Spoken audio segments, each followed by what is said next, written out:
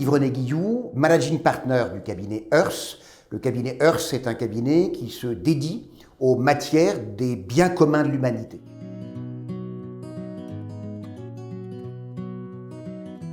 La commande publique a été particulièrement résiliente. Elle a été résiliente d'abord parce qu'il y avait une nécessité.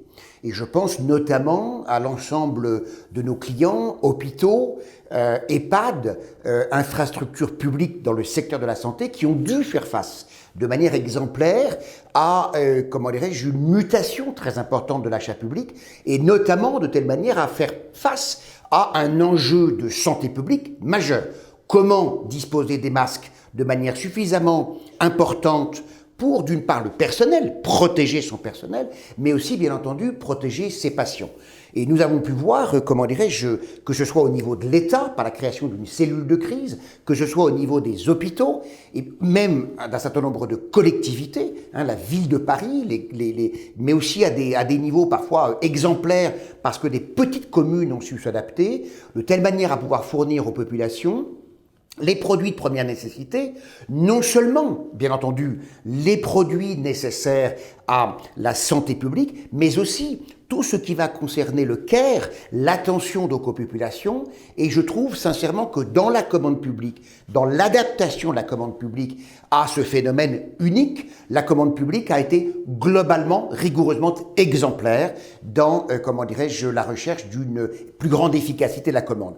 Bien sûr, on peut critiquer le manque de prévention, le manque d'anticipation de l'État quant aux ressources telles que les masques, etc. Je considère aujourd'hui, après 6-8 mois, de recul, qu'au fond, l'État a su faire face, ainsi que l'ensemble des acteurs, ont su faire face, à une mutation extrêmement importante, des besoins en termes de commande publique. Par ailleurs, le gouvernement, comme vous le savez, a fait adopter plusieurs lois, 23 mars notamment 25 mars, de telle manière à libérer l'énergie, en quelque sorte, dans le domaine de la commande publique, d'une part pour que les collectivités puissent faire face aux besoins, et d'autre part, il faut que la France continue à vivre, et d'autre part parce que la commande publique, plus probablement qu'auparavant, est un vecteur de stabilisation économique qui est extrêmement important.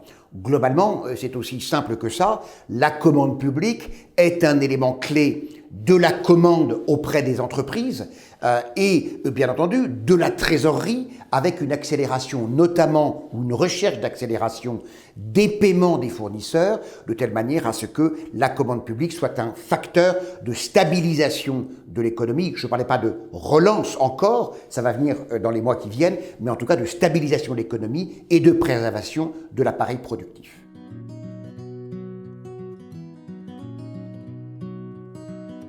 C'est une excellente question, mais c'est une question qui est difficile.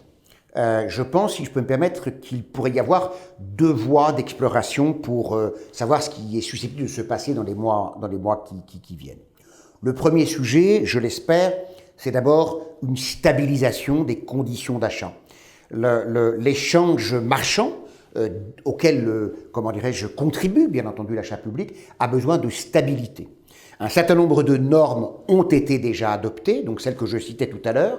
Il y en a d'autres, notamment sur la facilitation, en quelque sorte, pour les entreprises en difficulté de pouvoir néanmoins répondre à la commande publique, parce que ce sera un élément important de leur stabilisation économique. Je dirais que globalement, mon sentiment, c'est que nous disposons de l'appareil juridique, légal, réglementaire, pour permettre d'adapter la commande publique aux nouvelles exigences et aux exigences liées au Covid. Ça, c'est le premier élément. Le deuxième élément, bien entendu, c'est celui de l'importance en termes de volumétrie, de quantité, mais aussi de qualité de l'achat public de demain. Ce que je veux dire par là, c'est que nous devons, par l'achat public, l'État, par l'achat public, doit renforcer son intervention dans la structuration de l'économie. Ce que cela veut dire concrètement, c'est qu'aujourd'hui, nous constatons par exemple qu'il manque probablement de l'investissement public, notamment de la commande publique, auprès d'un certain nombre d'entreprises dans le secteur de la biotech. Et ça, c'est important parce que, bien souvent, les premiers engagements financiers de ces entreprises, ils procèdent de l'intervention de l'achat, de l'intervention, pardonnez-moi, de l'État, pardonnez-moi, dans l'achat. C'est-à-dire que l'achat est un vecteur, en réalité, de développement économique.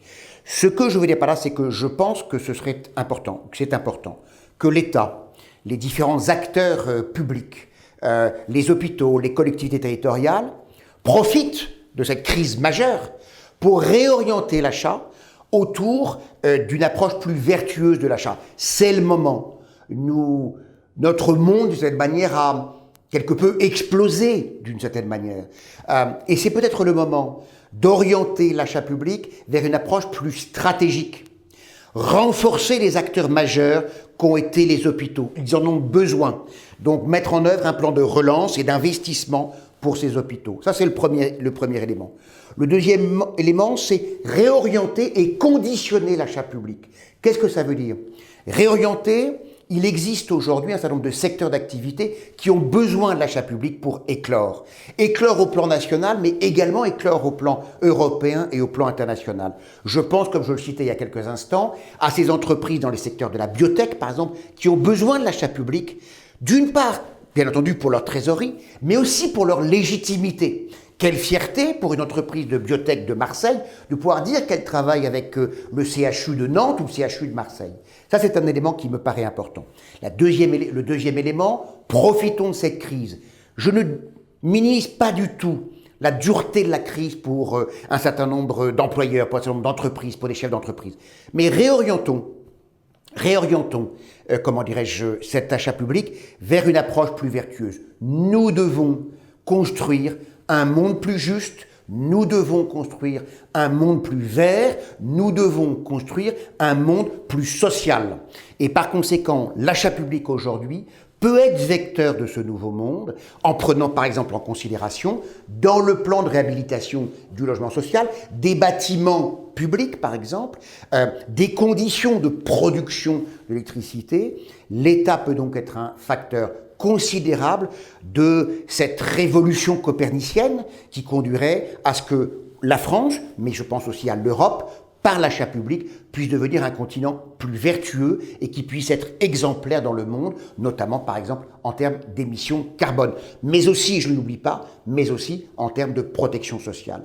Nous avons en Europe, nous avons en France un modèle de société, un modèle de valeur de société qui me semble majeur, et l'achat public peut être un facteur, peut être un vecteur extrêmement significatif en réalité pour à la fois préserver et densifier ces règles. Voilà. Donc l'achat, c'est pas neutre l'achat, c'est un vrai vecteur de politique publique. Et donc j'aimerais, relativement à votre question, qu'est-ce que ça va donner dans les mois, les années qui viennent? Écoutez, j'espère que cette immense leçon d'humilité, qui est la crise du Covid-19, eh bien, nous permettra, pas seulement, mais notamment par l'achat public, eh bien, de construire un monde, j'ai envie de vous dire, meilleur, un monde qui prend mieux en considération les attentes de nos citoyens. Voilà. Donc l'achat, au fond, c'est une politique publique majeure.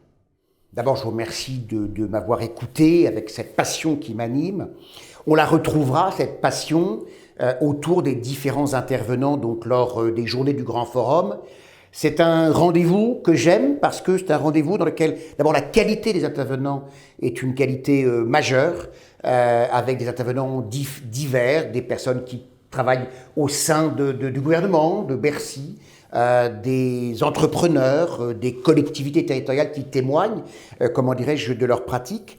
Et donc, nous retrouverons cette intensité des débats sur l'orientation donc à donner à l'achat public lors du grand forum des marchés publics. Et donc, je vous invite à nous retrouver et à me retrouver lors de ces journées. Merci beaucoup.